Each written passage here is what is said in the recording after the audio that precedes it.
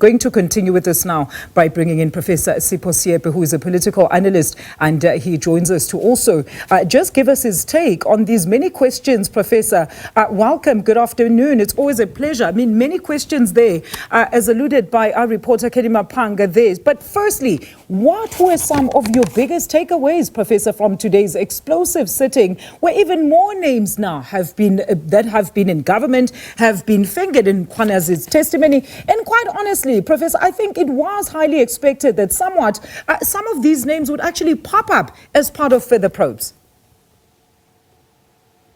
I think the first thing that Mkhwanazi wanted to make is that he had made certain allegations against certain individuals and against the entire criminal and justice system. And in that, he identified the politicians. He identified members of the police. He also mentioned judiciary.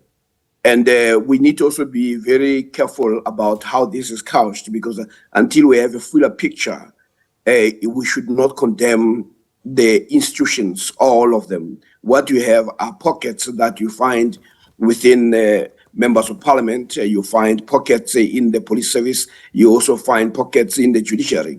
And what he did was simply to give an illustration. The bigger picture will emerge as he left most of the things to say so-and-so will be or should be invited to give further clarity. But from the perspective of saying, I stand by what he said, he was able to mention names, able to present some specifics that led him to come to the conclusions that he made. And of course, there are certain individuals that have come routinely in his presentation, which were brought in to solidify or to cement his argument. At the moment, we can't say the entire criminal justice system is on trial. We can say that there are individuals who are in all these different spheres of our government and our institutions that have tried to undermine the proper running of the criminal justice system. Mm-hmm. And Professor, just a very quick one there. In the matter where, of course, Lieutenant General Mkhwanazi there mentioned the name of the former president, Jacob Zuma. I mean, what was said? Do you think it was enough then to warrant for the former president to basically have to come also to the Madlanga Commission to testify to what, of course, General Mkhwanazi said? Well, what the general was saying is that we have seen this movie before, that he has been in a position where he saw a real interference, and that occurred when President Zuma was the president of this country, where a minister seemed to interfere with the processing and the prosecuting of an individual.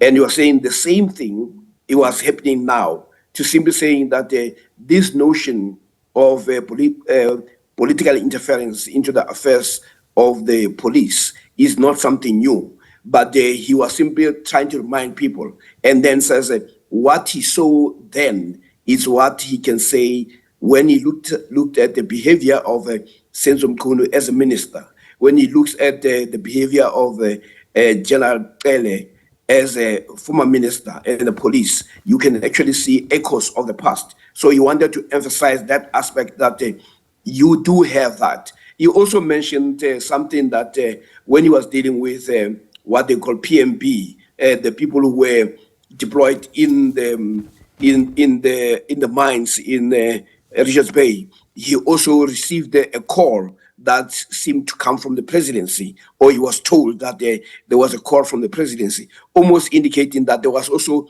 an interest that was taking place there.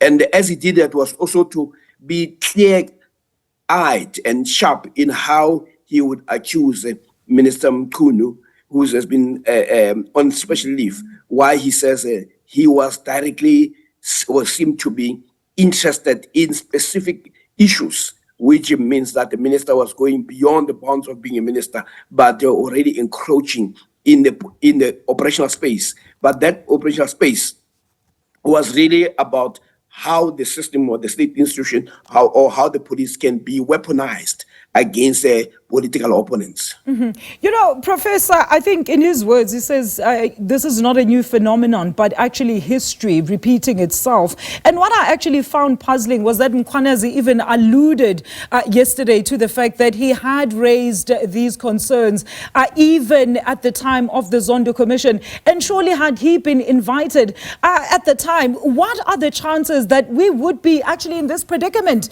that we find ourselves in at this stage?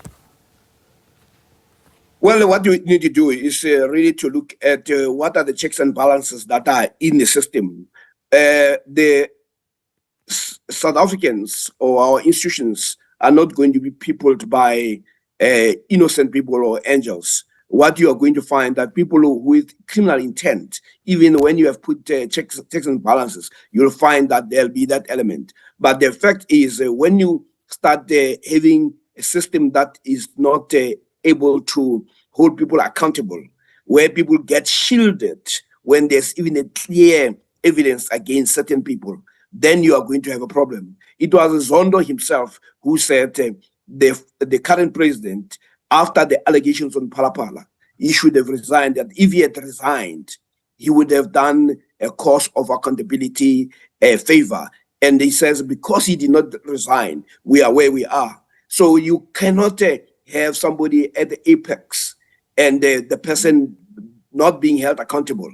And then you expect that all others below him are going to be held accountable. So the problem here is that there is a selective application of the notion of accountability. Some get away with it, some are protected. And for as long as we have that, we are going to continue to have a repeat, or say the history repeats itself.